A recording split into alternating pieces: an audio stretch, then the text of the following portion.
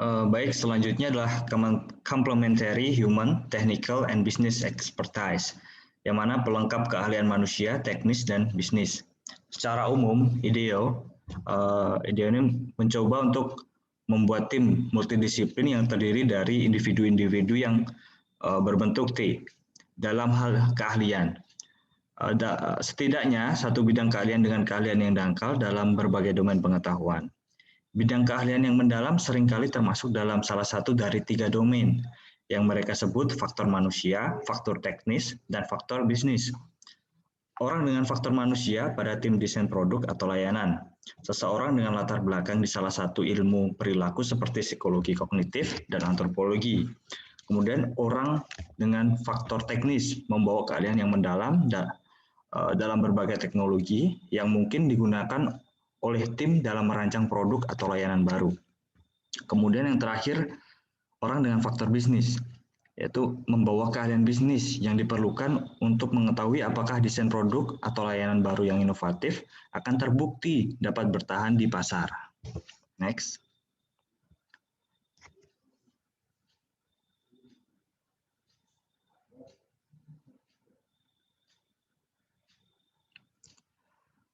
Selanjutnya ada team process that encourage innovation. Jadi proses tim yang mendorong inovasi.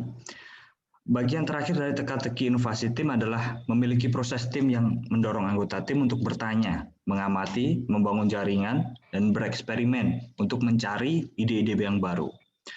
Penelitian tentang inovator sukses menunjukkan bahwa mereka terlibat dalam 4 perilaku, itu lebih dari non-innovators. Ini pendapat dari Dyer, Ryerson, and Christensen. Next.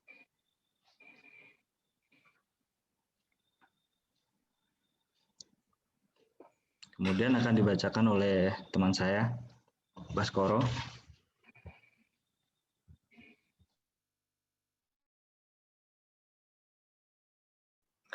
Pada kesempatan ini, saya akan menjelaskan mengenai tim proses that encourage innovation atau proses tim yang mendorong inovasi.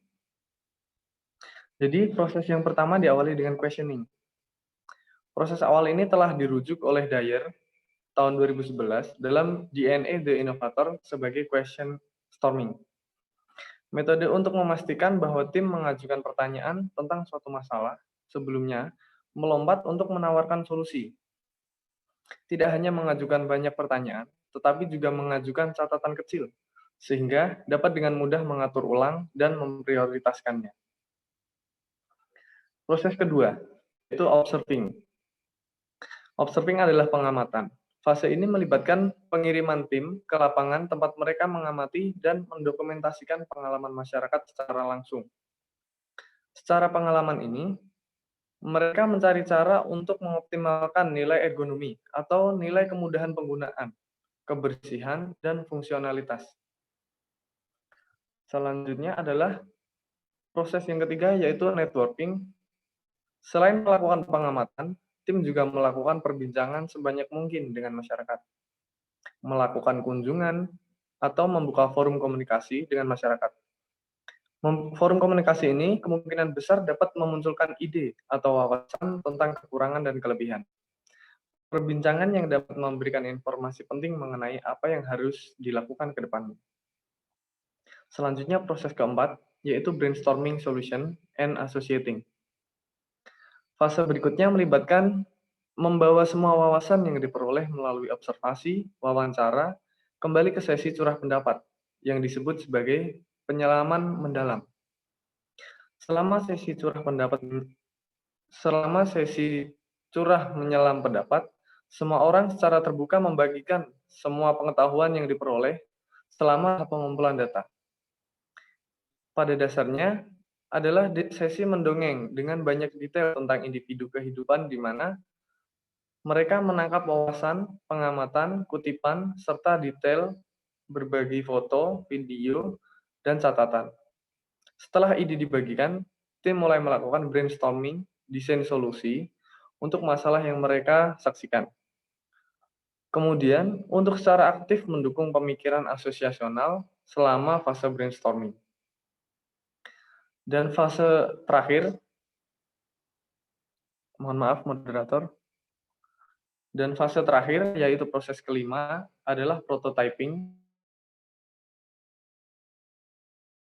Kerja yang terbaik berasal dari ide yang muncul dari sesi brainstorming yang sebelumnya. Membuat prototype adalah benar-benar cara untuk mendapatkan sifat literatif desain ini melalui umpan balik dari orang lain. Jika Anda membangun prototype, orang lain akan membantu Anda. Kelly 2006. Inovasi disempurnakan untuk setiap prototipe baru karena mereka membangun untuk dipikirkan dan dipikirkan untuk membangun. Seperti apa yang dikatakan Matt Adams, konsultan IDEO. Mengambil prototipe untuk a test drive adalah cara tercepat untuk mendapatkan masukan yang bagus tentang ide produk baru. Baik, selanjutnya akan saya kembalikan kepada moderator.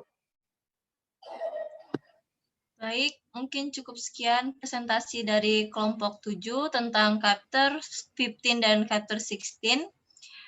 Bila ada kata yang salah, kami mohon maaf. Kami pamit undur diri. Wabillahi taufiq wal hidayah. Wassalamualaikum warahmatullahi wabarakatuh.